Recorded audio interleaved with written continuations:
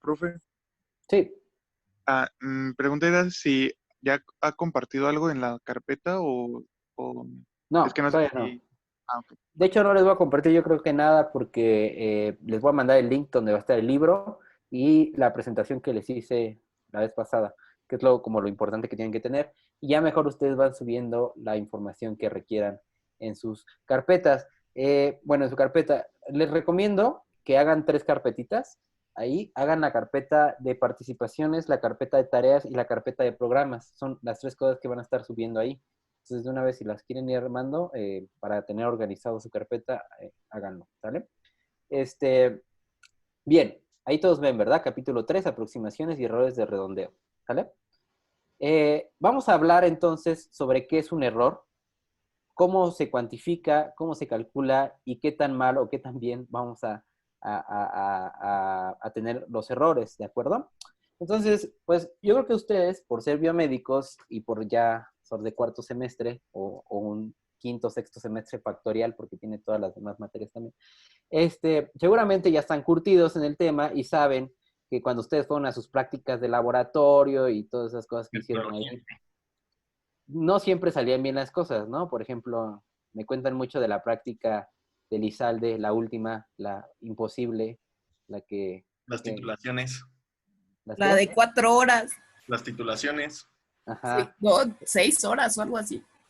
Esas cosas que, esa práctica que dicen que ya casi es como la que tienes que dar por perdida. Y hay otras muy fáciles, por ejemplo, me dijeron que la del pH, ¿cómo se llama esa? La que nada más hace ese... La de ácidos y bases. Tiene otro nombre, me acuerdo, tiene algo así como cromatografía, ándale. Dicen que esa estaba bien fácil. Creo que una vez hasta unos alumnos llegaron súper crudos a esa práctica y la sacaron bien. Dicen que fue súper rápido. Eso me contaron. Hombre, con Elizalde lo duda.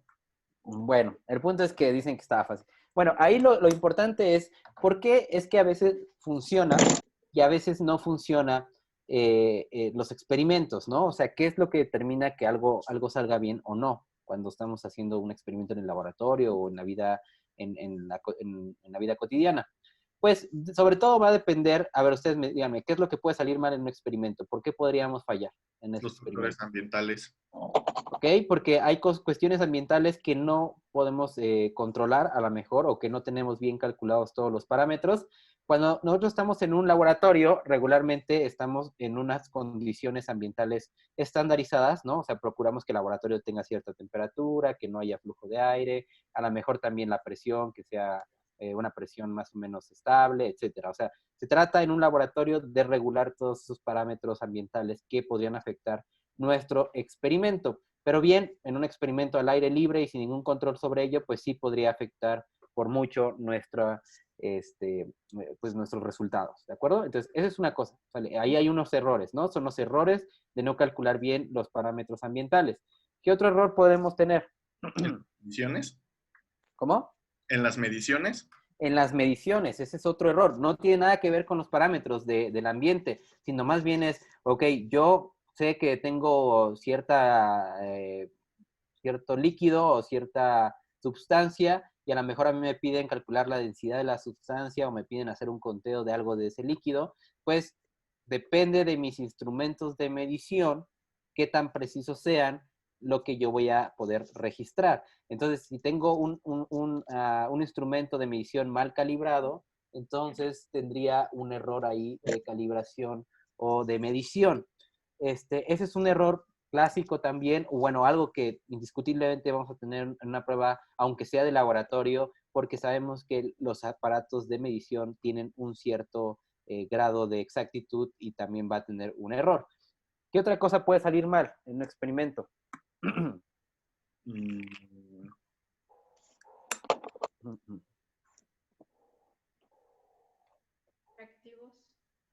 Ok, pueden suceder accidentes regulares, o sea, puede ser que se te caiga una cosa que no tenía que haberte caído en una otra, que te equivoques, o sea, eso le vamos a llamar errores humanos, o sea, cosas que aunque el libro diga cómo se hace, tú como humano cometes un error, eso es un error clásico, de hecho creo que todos ustedes lo cometen, es el principal error.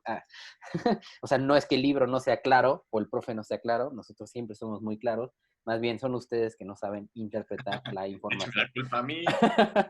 Entonces, ese tipo de errores, pues es un error de humano, es un error que, de hecho, ese error es muy difícil de calcular y de cuantificar, pues porque depende del humano, ¿no?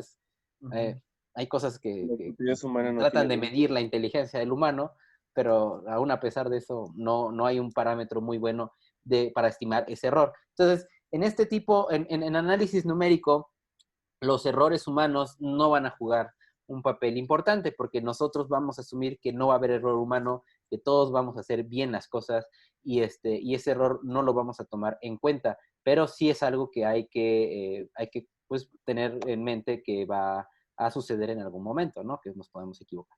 Sale, esos son algunos errores y hay principalmente dos errores en los cuales nosotros nos vamos a enfocar porque casi todas las cosas que podemos cuantificar como error van a estar alrededor de estos dos tipos de errores.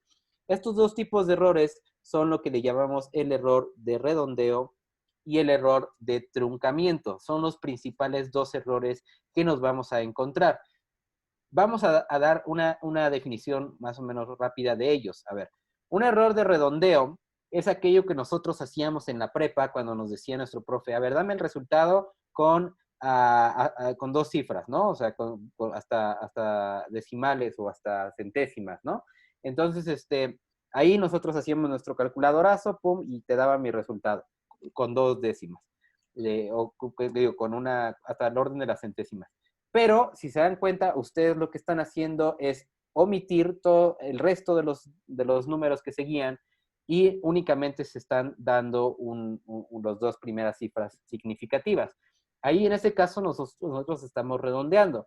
Cuando ustedes están en un laboratorio haciendo un experimento y están registrando los valores que les arroja ese experimento, obviamente ustedes, si en su calculadora les sale 1.333333 y así hasta el infinito, seguramente ustedes lo que van a registrar a lo mejor es 1.333 y a lo mejor 3 cifras o 4 cifras significativas y hasta ahí lo van a cortar. ¿Cuándo se define o cuándo ustedes creen que puede afectar este error de redondeo? ¿Cuándo en verdad nos puede causar un problema? Tal vez en experimentos de partes por millón, donde se ven datos muy pequeños.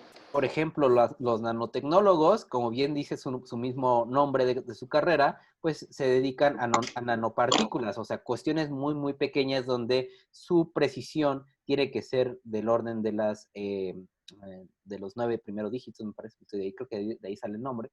Pero entonces, si ellos truncan, por ejemplo, sus información en las 3 o 4 primeros decimales, pues seguramente no les va a salir un muy buen experimento, sino ellos necesitan muchísimo más precisión. ¿Dónde más necesitamos más precisión? O sea, necesitamos más cifras significativas, por ejemplo. Porque pues un chavo de la prepa no importa. Es más, con un solo decimal es suficiente, o con 2. Pero hay grados, hay experimentos en los cuales se requiere de verdad una precisión de cifras significativas muy alta. Por ejemplo, el cohete que se mandó a la Luna. Seguramente todos esos se tuvieron que hacer con cálculos súper, con muchas cifras significativas para que nada saliera mal. Pero sin embargo había un error. Estamos de acuerdo que siempre va a existir un error de redondeo. O sea, en algún momento tienen que truncar. Tanto así que tú dices, oye, por ejemplo, si a mí en mi experimento me salió 0.3333, así hasta el infinito, todos sabemos que eso es un tercio. ¿Por qué no registrar un tercio en vez de 0.3333? Porque cuando uno, por ejemplo, quiere guardar ese valor en una computadora, ¿qué problema nos vamos a encontrar? Pues nos vamos a encontrar que la computadora no puede guardar una infinidad de números. Aunque tenga la mayor cantidad de almacenamiento posible, 5 teras, 10 teras, la cantidad que ustedes quieran, nunca van a lograr guardar una infinidad de decimales. No se puede. En un espacio finito, pues. Tiene un espacio finito. Entonces, tarde o temprano, nosotros vamos a cometer un error de redondeo. Es algo natural que nosotros vamos a cometer en cualquier experimento, un error de redondeo. O, por ejemplo, también hay otro caso en el cual, no sé ustedes si saben cómo funciona el GPS. El GPS, ¿cómo funciona? A partir de 2 satélites, junto con tu teléfono, hacen una triangulación y más o menos dan como una estimación del error y calculan tu punto exacto. Punto exacto. Ujú. Ok, pero, Bueno, pero tú, no exacto, pero tú o sea, sabes es cómo lo ubican. una aproximación, ¿no? También no sé como cuánto varía, pero se supone que hacen con 2 satélites y tu teléfono funcionan para triangularla. Entonces son 3 para triangularla. Bueno, o sea, bueno, los 2 satélites, esos sí son de ley. Ok, ok. Hay una cosa bien interesante. Aquí en Querétaro, no sé si ustedes sepan, existe un Centro Nacional de Metrología que se llama Sí, señor. CENAM, está por los CUES. En ese Centro Nacional de Metrología tienen lo que en física nos enseñaban como los 7 metros patrón, bueno, las 7 medidas, patrones, ¿no? ¿Alguien se acuerda de esas 7 medidas? El kilogramo, el metro, el segundo. Segundo. El La segundo, candela, la candela, el mol. el mol, Moles, ¿qué más? faltan 2. Al amper y el Litro, ¿no? El litro. litro. Muy bien. Sale, ahí están las 7 unidades básicas de la física. Y allí en el CENAM es el único centro de México que tiene a las medidas patrones. O sea, medidas que tienen la exactitud que se fijó allá en Francia en la reunión que tuvo lugar hace no me acuerdo cuántos años, donde se definió cuánto iba a pesar un kilo, cuánto, y así, o sea, se definió cada una de las unidades de medición. Entonces, ahí particularmente tienen relojes atómicos. Los relojes atómicos son relojes que funcionan a base de átomos, o sea, su forma de medición son oscilaciones que tardan los átomos, los electrones en brincar de un nivel a otro. Así es como se mide el tiempo actualmente. Y uno pensará, bueno, si un día tienen oportunidad de ir al CENAM, Dato interesante. ¿mandé? Usan cesio, usan un isótopo del cesio, me parece. Sí, ahorita ya usan cesio. En los relojes convencionales, como los que ustedes los compran, tienen, creo que los usan con cuarzo, ¿no? Entonces, hay diferentes. Todo depende de qué tan estable sea el reactivo, ¿no? Entonces, se han dado cuenta que el cesio y el silicio también son muy estables en cuanto al brinco del electrón. Cuando son excitados los átomos, el electrón brinca en un periodo más o menos constante, ¿no? O sea, estable. Por eso es que se usan ese tipo de reactivos. Bueno, el punto es que ahí tienen relojes atómicos y si un día van y preguntan y quieren tomar el tour, los investigadores de ahí les dirán que los relojes atómicos se inventaron por una cuestión de precisión. O sea, les van a decir que esos relojes se van a equivocar un segundo después de cerca de unos 10 millones de años. Y a alguien se le puede hacer absurdo, ¿no? Dices, bueno, a mí que me interesa que el reloj se equivoque un segundo después de 10 millones de años. Es como un poco absurdo por qué se dedican o para qué tanta exactitud en un reloj. Si en 10 millones de años seguramente todos vamos a estar muertos. Y dices, bueno, mira, si se equivoca en 100 años, incluso ni siquiera a ti te va a tocar corregir al reloj. O sea, digamos, si se adelantó un segundo, ni siquiera a ti te va a tocar volver a retrasarlo, digamos, ese segundo que se pasó. ¿Por qué amerita tanta precisión? Esa es la pregunta clave. ¿Por qué hay personas que están